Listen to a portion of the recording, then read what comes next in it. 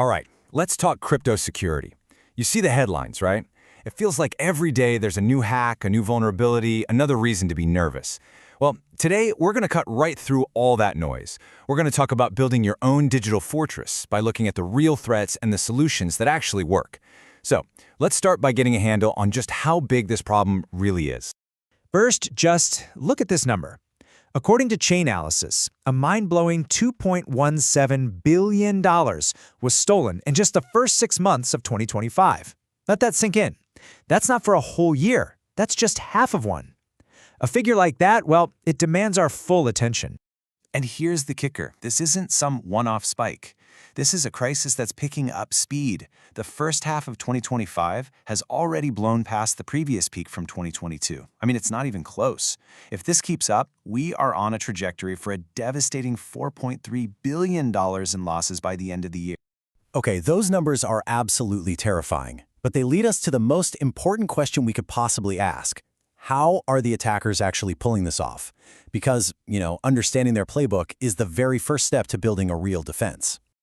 Well, it turns out that most of these catastrophic losses boil down to just a few core strategies. So let's break down the playbook of crypto's most effective bad guys, what I'm calling the big 3 threats.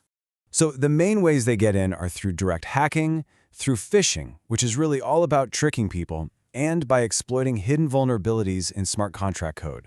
Let's dig into each one. First up, good old-fashioned hacking. And look, we are not talking about some lone wolf in a basement here. These are professional, highly organized, and sometimes even state-sponsored operations, and they take the crown for being the most financially devastating. Just look at the recent hack where North Korean actors swiped $1.4 billion in ETH from Bybit. How? By compromising the private keys in their hot wallet system. Next up is phishing, and this is where we, the users, become the weakest link. Attackers love phishing for one simple reason. It's almost always easier to trick a person than it is to crack a heavily fortified server. They'll create these pixel-perfect copies of exchange websites or send you emails that sound super urgent, all designed to make you panic and just hand over your keys. And please, do not underestimate how effective this is. In the first half of this year alone, just 344 phishing incidents led to, get this, $2.47 billion in losses. It just goes to show you, one wrong click can literally cost everything.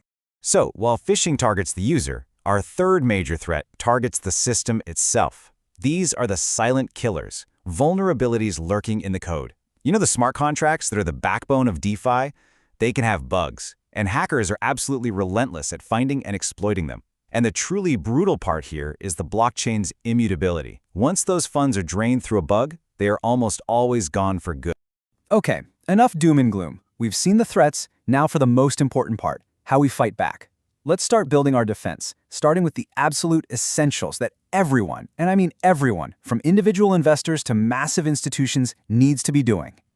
Let's start with something that is completely non-negotiable: multi-factor authentication, or MFA. It's not a suggestion. It's not a nice-to-have. As the source material so perfectly puts it, skipping MFA is effectively leaving the front door wide open. It is your first and maybe your most critical piece of armor. But, and this is a huge but, not all MFA is created equal. Getting security codes via text message is, it's an okay start. But it's vulnerable to something called a SIM swap attack, where a scammer literally steals your phone number. The real gold standard, where you want to be, is using hardware keys, like a YubiKey. They can't be tricked, they can't be intercepted remotely, they just work. Next up, something that sounds so basic but is a critical failure point in so many breaches: passwords. Reusing the same password across multiple websites is just asking for trouble. It's like using the same key for your house, your car, and your safe deposit box. The only sane way to manage this is to use a password manager. It generates and remembers crazy strong, unique passwords for everything. Just remember to protect that password manager with the strongest MFA you can get your hands on. All right, another crucial layer of your defense is encryption. Now, the textbook definition is that it's the process of converting your sensitive data into a code to block anybody from getting unauthorized access.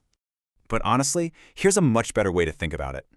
Encryption turns your secrets into completely useless gibberish for hackers. So even if they manage to steal a file without the special key to decrypt it, all they have is a bunch of random nonsense. It's worthless to them. Now, everything we've talked about so far, that's the baseline. But for businesses, for exchanges, for any institution handling other people's money, that's just the beginning. To really secure funds and keep people's trust, you have to bring out the heavy artillery. The first major tool is a hardware security module, or HSM. This isn't software. These are physical tamper-proof devices built for one single purpose: to guard the private keys that control crypto assets.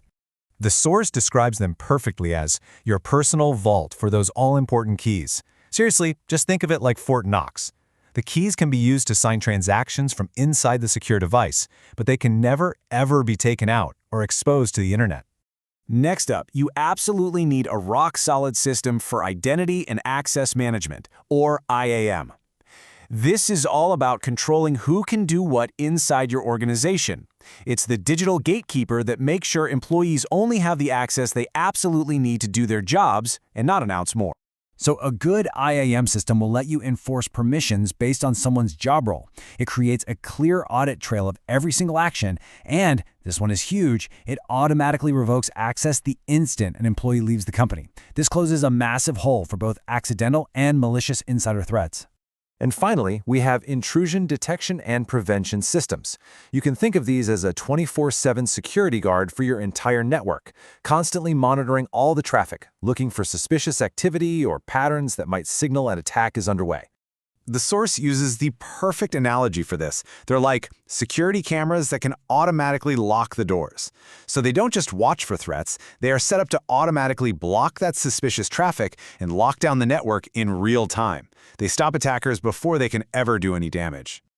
So, we've covered the threats, the personal habits, and the big enterprise tools. But all of this really is pointing to a much bigger idea: adopting the ultimate security mindset.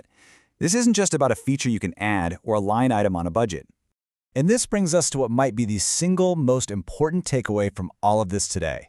In an industry that is built entirely on trust and irreversible transactions, security isn't just one thing that matters.